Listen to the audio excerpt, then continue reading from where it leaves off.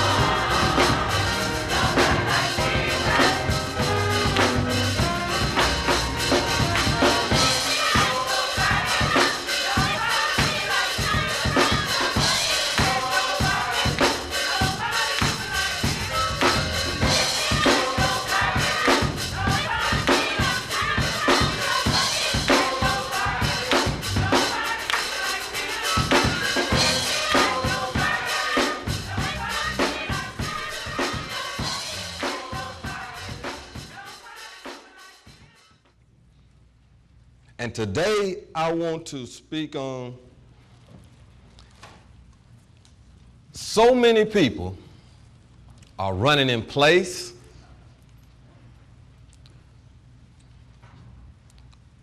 don't move forward, are in the same situation they've been in for years at a time. And the reason why, a lot of people like to act as if they don't know what the problem is. But one thing I have come to understand, the majority of everybody in here, you know what the issue is. But the thing is, some people purposely disregard certain portions of the word for their own reasons, for their own benefit. You won't be short of reasons why. Their own logic. It's called selective obedience. Selective. Well, I don't really have to do that because that ain't really for me. Or she really close. That's not really for me. Every part of it, and that is where your major breakthrough, that's how your life is going to be able to blossom, is when you stop looking at the word like you can select what you want to obey. When you stop looking at it like it's a real option. And so many people, if you look at your life, you know.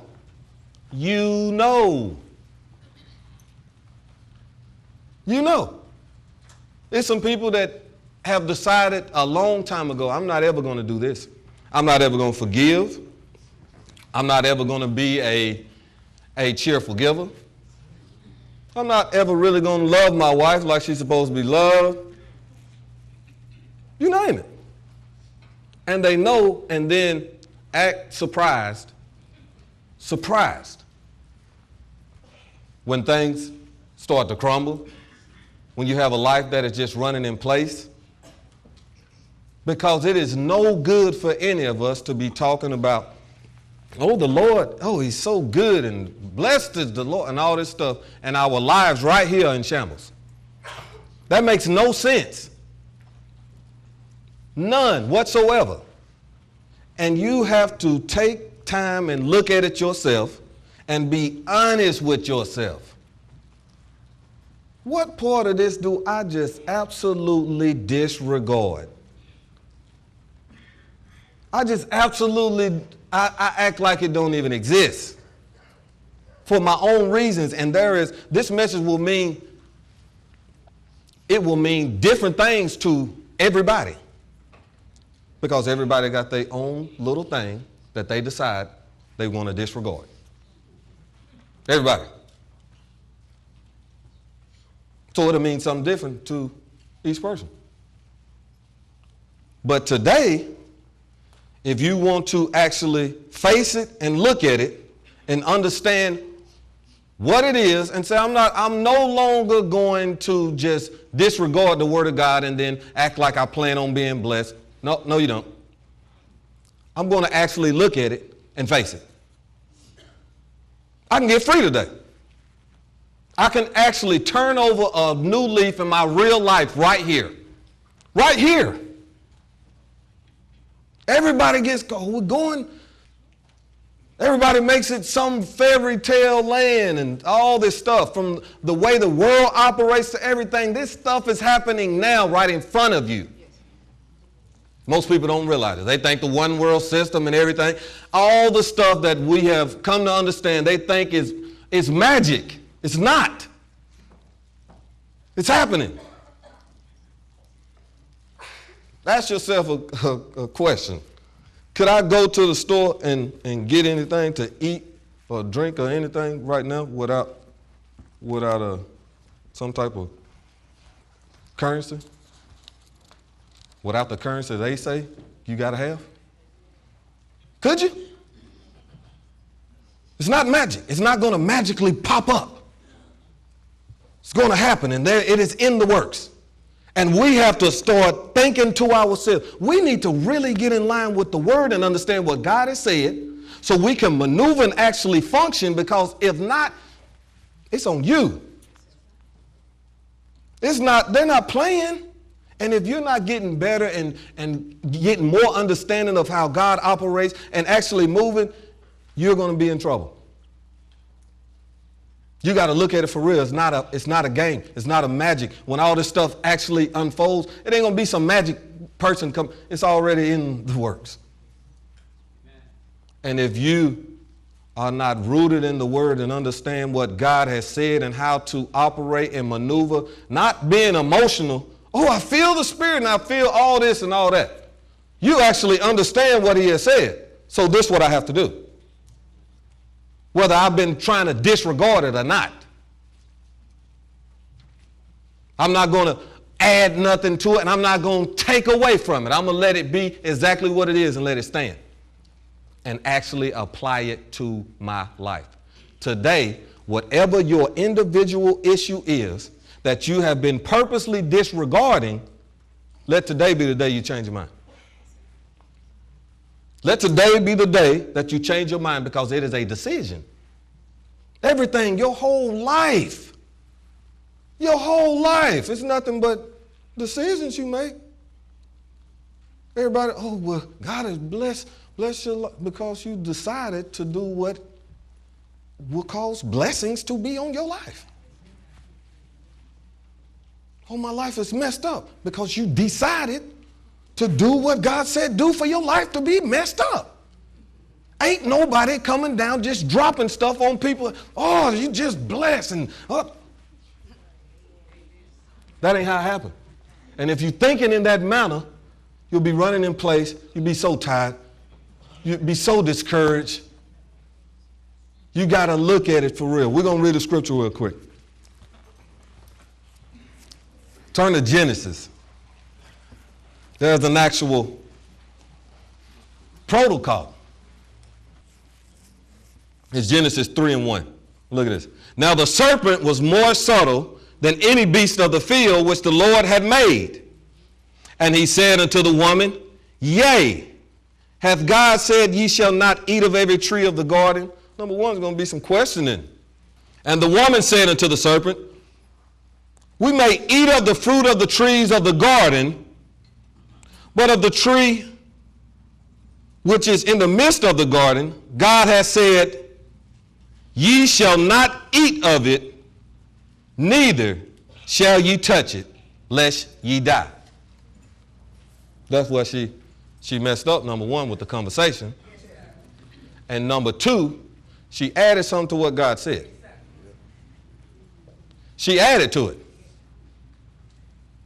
If you go, and that's how it will happen, you add a little bit or take a little bit away,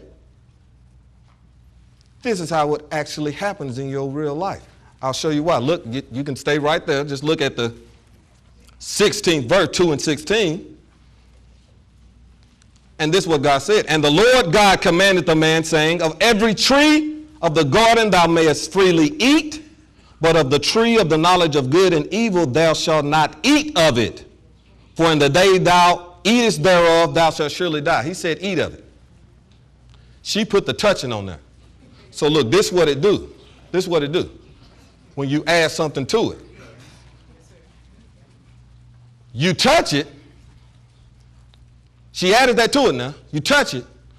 No, ain't nothing really happen. Oh, this don't really matter. This ain't really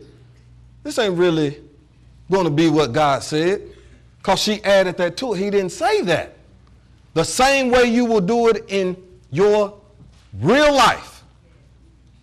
When God say do something, well, I'm going to add a little bit to it or take a little bit away. And when you do that little bit that he ain't said nothing about, thou shalt not smoke and all this. Say nothing about. Oh, while I'm doing this, then I can slide and do a little something that he did say. That's how the human mind works. You can't add to it. Because then you start getting that selective obedience attitude. I'm just going to pick. I'm going to pick what's good for me. I'm going to pick what's okay to do. I'm going to pick how God said run my life. How he said run my household. How he said run my church or whatever. You have to be aware of it because it's not going to be anybody else's fault but yours. I'm just going to do a little bit of what he say. It got to be all or nothing. You have to be in or out. And every single person knows what it is that you decided that you are not going. You're not going to be moved on it. You're not going to change your mind. You're just going to do it this way. But want to be blessed. Just say, I don't want to be blessed. Then you'll be being honest at least. At least you'll be telling the truth. Look at the rest of it. And the serpent said unto the woman, Ye shall not surely die, for God doth know that in that day ye eat thereof, then your eyes shall be open, and you shall be as gods, knowing good and evil. And everybody knows the rest. There's some things that end up happening from that. We'll read that real quick. But the point of the whole thing is adding and subtracting and deciding yourself what you will obey and what you're not going to obey when it comes to the word. It should never be an option. It should trump how you feel. It should trump what you think in every manner. Turn to another. We're going to read this real quick. This 1 Timothy. From that right there, something happened. And it's still in effect today. It's still in effect, and God, turn to 1 Timothy. It's going to always be in effect. This 1 Timothy 2 and 10. But which becometh woman professing godliness with good works. Let the woman learn in silence with all subjection. But I suffer not a woman to teach, nor to assert authority over the man, but to be in silence. For Adam was first formed, then Eve. And Adam was not deceived, but the woman being deceived was in transgression. That's going to always be. You can't just decide if, well, I want to be the head of my house. If you're single, okay. If you're married, I'm going to be the head of my house. I want to run a church. That's against the word. No matter what reasoning you give behind it, no matter how you fix it up and how you chop it up, it's against it. You can make it however you want to make it. It can be intentionally, unintentional. It's going to have the same result. That's selective obedience. You're going to decide what, when, and where. And there's going to be consequences for that, and we're going to read about it. You have to decide today, I'm going to do it God's way. How close you line it up. And it's on each one of us as individuals to do it. And you can make all kind of excuses for whatever. Well, I'm doing this, so this is happening because of this. Don't care. Turn to another one real quick. Turn to 2 Samuel. I want you to understand, God, when he set all of this in motion, he meant it. We're going to read this because, like I said, intentionally or unintentionally, when you don't think about what you're doing and you get into a robotic stage, you just start doing so. You don't know if it's the word or not. You just are being robotic because you're not taking time. Think, why am I doing this? Why? Why am I doing this or doing that? Let me think about that. There's nothing wrong with that. There's nothing at all wrong with that. To sit down and analyze what you do on a daily basis. Turn to 2 Samuel 6. Look at this.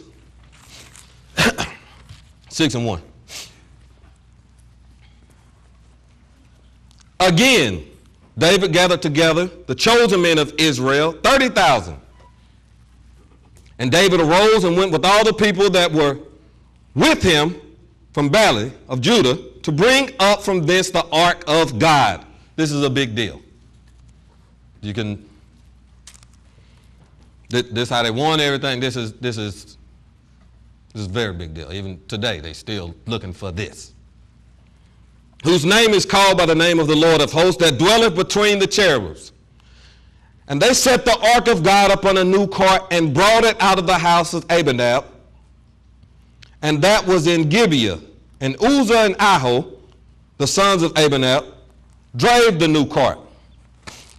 They're going to get ready to take the Ark of the Covenant, take it back up to the city of David. That's what's going on. But this is where the glory of God kind of dwells. You can't encage God, but the sense of it. And they brought it out of the house of Abinadab, which was at Gibeah, accompanying the ark of God. And Ahab went before the ark. And David and all the house of Israel. Look at this. Look what they're doing. Look at this. You can be doing this in your life. You can be doing this. You better understand what God done said. Look at this. It seemed like this will be impressive. And David and all the house of Israel played before the Lord on all manner of instruments made of fir, wood, even harps, and on psalteries and timbers and cornets and cymbals. And when they came to Nikos, the threshing floor, Uzzah put forth his hand to the ark of God and took hold of it, for the oxen shook it. He touched it. It was about to fall. It was about to fall. He doing the good. They praising God. They playing instruments. Think about this. This is you in your life. Doing a bunch of stuff. Doing a bunch of stuff. You can be praising. Oh, the Lord. Doing a bunch of stuff. Good stuff. And some shake. Some shake. Some get stuck. And you don't respond correctly.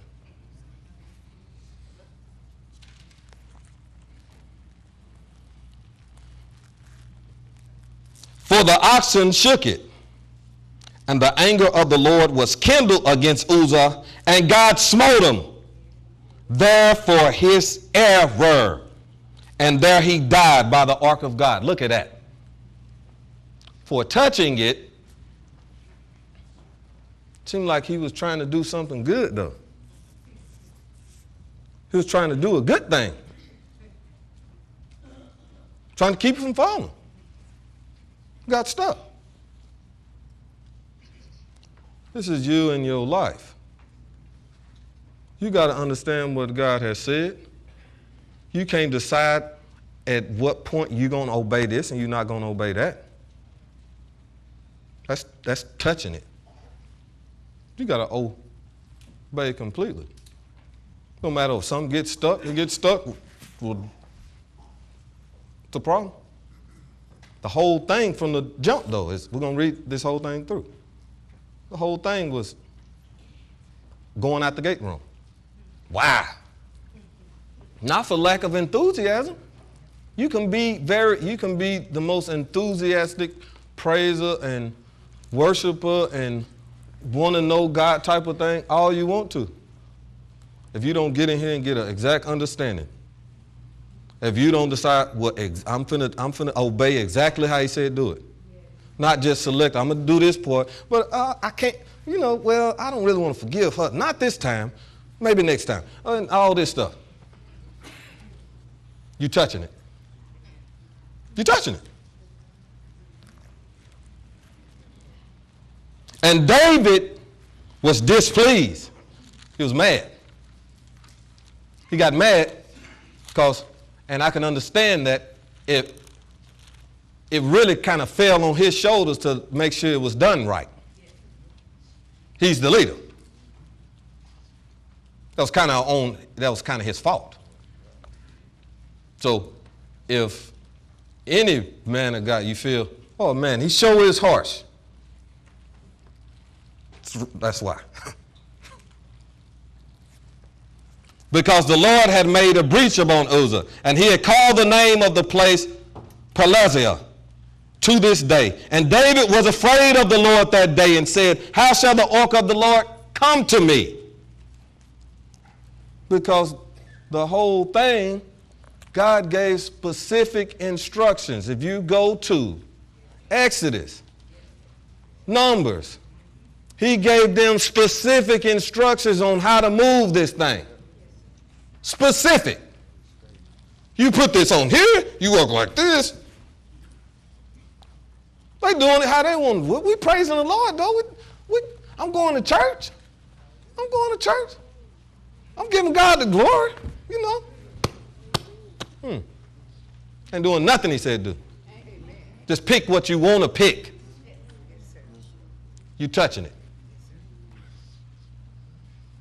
And thank God that it ain't as harsh as it was then. And I ain't saying that for everybody else. I'm saying that for myself too. That's for real. That's for real. And David was afraid of the Lord that day and said, how shall the ark of the Lord come to me? So David would not remove the ark of the Lord and took him to the city of David. But David carried it aside into the house of Obed, the Gittite. And the ark of the Lord continued in the house of Obed the Gittite 3 months. And the Lord blessed Obed and all his household. And it was told King David, the Lord hath blessed the house of Obed and all that pertaineth unto him, because the ark of God. So David went and brought up the ark of God from the house of Obed into the city with gladness. But do you think he just went back and just did it and did the same thing? Do you think it would be wise to continue to do the same thing in your life over and over? Do you think that some kind of way that it's going to magically change? It ain't. If you don't make a decision, and I mean a decision like today, the stuff that I have been just deliberately, purposely, just selecting what I'm going to do. And then I'm going to also take on responsibility for things I might do unintentionally, but I should know because I'm not a baby in the Lord no more. I'm going to take some time and see what I need to actually be doing. I'm not a baby. Everything that happened, I don't have to call the bishop and say, "Oh, what am I supposed to do?" Well, I should take some responsibility for my life. Because we're going to have to.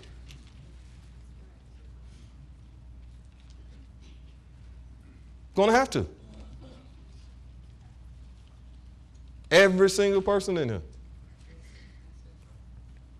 And the only way you're going to be blessed, the only way that it's going to actually happen is if you make up your mind that you are tired of the same thing. You're tired of having this same scenario. I'm tired of things just being this way. You have to make a decision. And when you do, that's when it'll happen. Don't think that something's going to happen and then you're going to make a decision. That's not how it works. God going to bless me and then I'm going to, that's not how it works. You're going to have to step out and say, look here, this time now. It's time. It's time for, let me stop the foolishness. I ain't bit more thinking about marrying you, none of that. Let me let you go. Go about your way. I ain't bit more trying to succeed in this job that I'm working. Let me do something that I'm going to be actually successful at. But you have to make that decision. You have to make it. Not me. You have to make it for yourself. And that's what your life is going to be.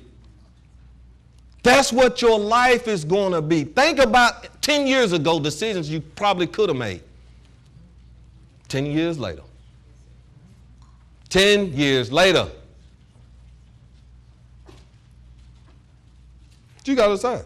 I'm going to quit just selecting and picking and choosing, and I'm not waiting for no miraculous miracle to jump down. I'm going to make the decision because that's when it counts.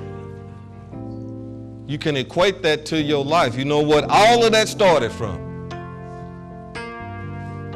One decision. You got to actually walk in it and do it in your real life. That's the message for today.